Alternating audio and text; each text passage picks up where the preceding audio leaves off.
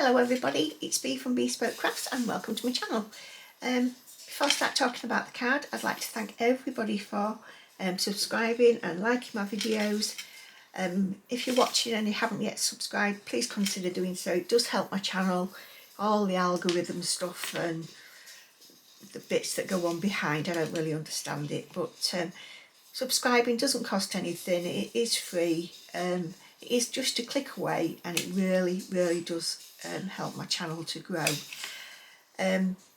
So yeah, add comments if you wish, and so there you go. Let's have a talk about this card.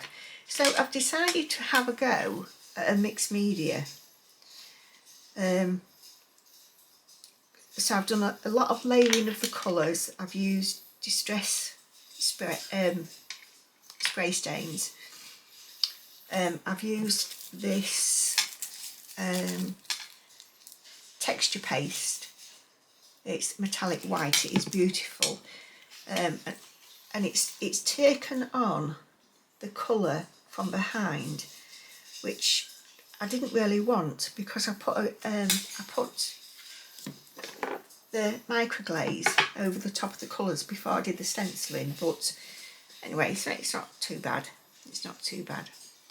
So if you want to have a look to see how I've made this card, have a look at the video. I'm going to go do the editing now. So again, thanks for watching, thanks for subscribing to future and present subscribers, and I'll talk to you in a little minute. Bye for now everybody.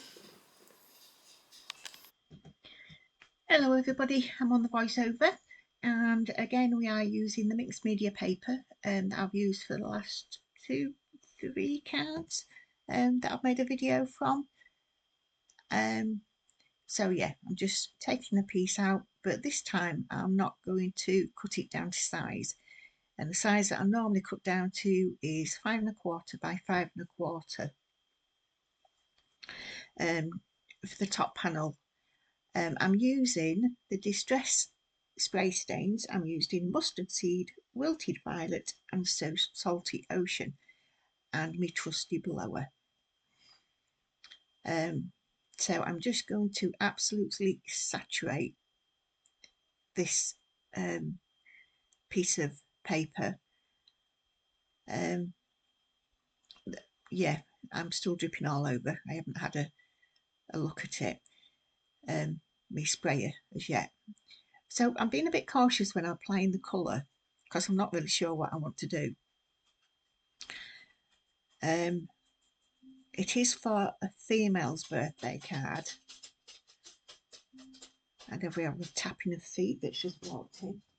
Hello, Coco Papa. So it is. I've sped it up a little bit simply because I'm just applying and drying.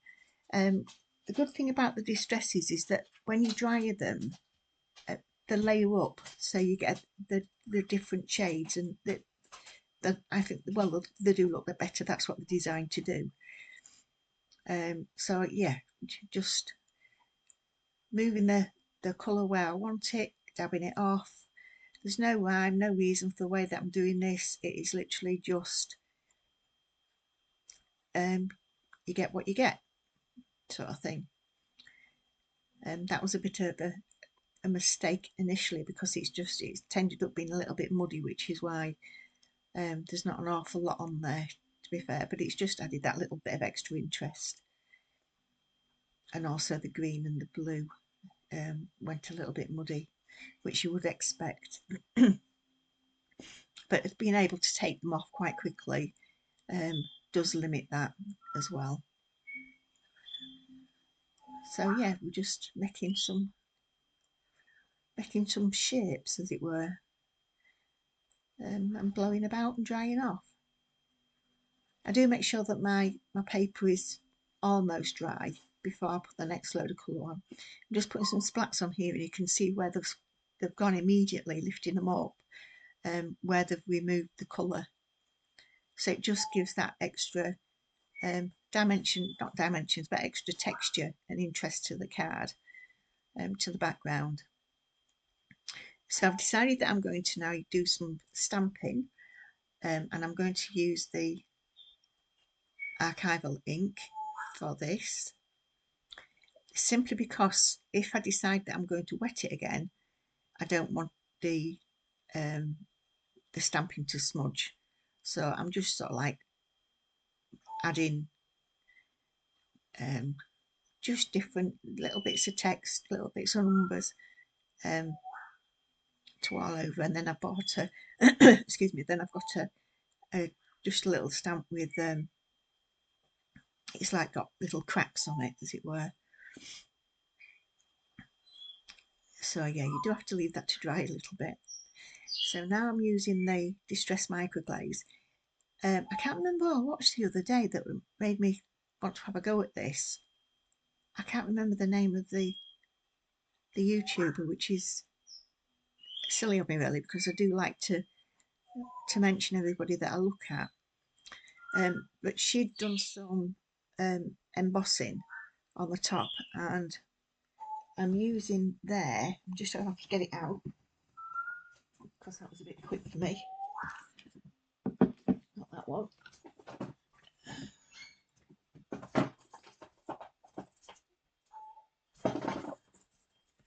I'll finish by the time I've got it. So this is a texture case, and it's the metallic white. And what she'd said was to put the microglaze over it, and it would keep the colour, but it didn't. So anyway, I'm using my old favourite. I love this die. It's the Big Butterfly by Tim Holtz. I think it's possibly one of the first ones I bought of his. It is so detailed, it is unbelievable. It is absolutely gorgeous. So I decided I was going to do it in pearlized paper, and I've had this for years. I must have got it from the range when I first started card making, so that must be 10, 11 years ago, something like that. It is lovely, and I've chosen the gold and the pearly colour to cut it out. I decided I was going to be clever and cut them out together.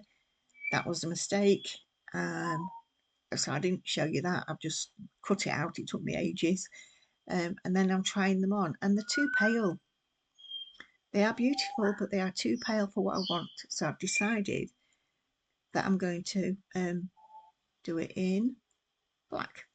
So this again, this is from the range. I think it is from the range. Textured on one side. Again, not showing you cutting it out. I used my Gina Intracut, but isn't that gorgeous? It is absolutely stunning. So just making sure that all the parts are out from it, and then just get rid of all the rubbish.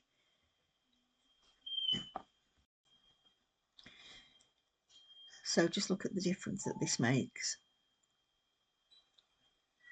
It's just stunning, absolutely stunning. I think there's a large moth as well. I didn't get the moth. Like I say, I only think there is. So I decided as well, now I'm going to use a little bit of twine. And I've literally just pulled this to pieces. And I've got two pieces, and they're about 16 inches long, and I've just ruffled them together. Not to make a bow, but just to make that sort of like shape. Pop a little glue on both sides, and then just leave that to dry a little bit. And then I'm going to glue the butterfly. Oh no, I'm not cutting it down. That metallic paste has absolutely, it's got a lovely shine on it. It really has. So I'm looking about where I'm going to put my my bits, and I'm using this method to apply the glue. This was, I can't think of a name. I'll think of a name and then I'll put it up. Apologies if she ever watches this video. But that's an ideal way, using that little pastry brush. I got a set of 5, I think, off Amazon for pennies, and just cut them down. I'm trying to think of a name. I'm just cutting the excess off.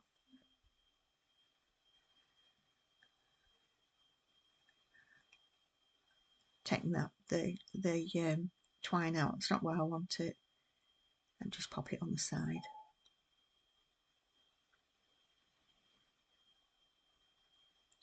And then just sticking bits down where I've missed. And also, because I've moved the bow, it's lifted as well.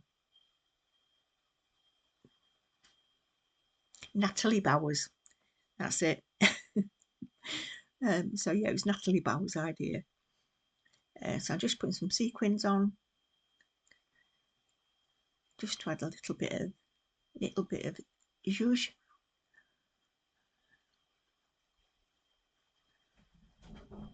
I'm pleased with the overall effect of this card. I think it does look nice. I've also decided now to do a black matten layer, and the matten layer is 5.5 by 5.5. And it's the same card that I cut the butterfly out with.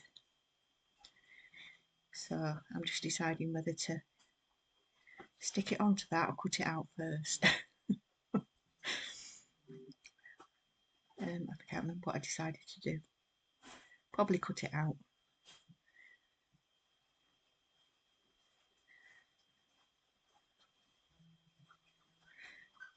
Yeah, so I'm just cutting that out now, as you can see. I'm using Collall glue to stick it down with.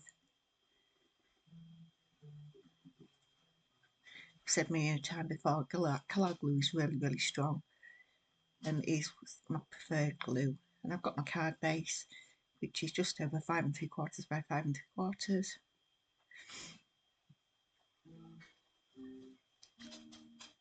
So I've just got the sentiment to do now. I'm going to use my Colop Create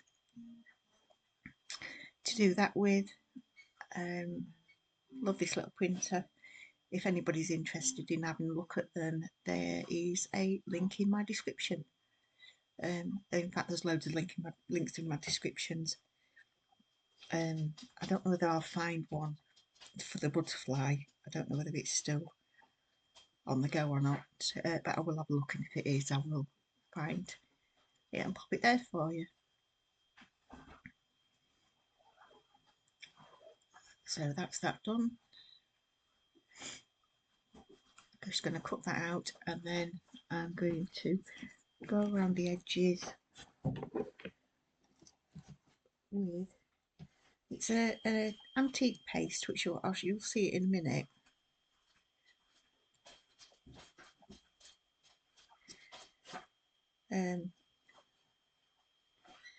Yeah, so there it is. I'm just using a makeup applicator to pop that round just a tiny little bit on the edges,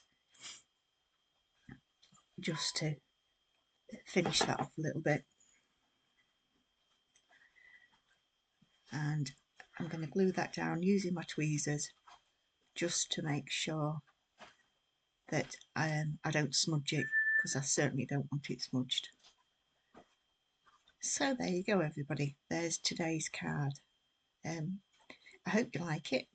I have put on the back of it that it's made by Bespoke Crafts, and also if the recipient, if I can say it properly, wants to have a look how the card's made, I've given the hashtag number, which will be, it's there for them to watch then, if they decide they want to do that. So I hope you've enjoyed the video. I'd like to just say thank you all for watching, and again, if you've watched the video and you haven't yet subscribed, please consider doing so. It doesn't cost anything, but it really does help my channel. Please like and pop comments in as well. I love reading your comments. That's my belly just grumbling out. That didn't pick up. So yeah, that's my first real, really, I suppose, multimedia card. So I'll see you for the next one. Take care, everybody. Bye for now. See you soon. Bye.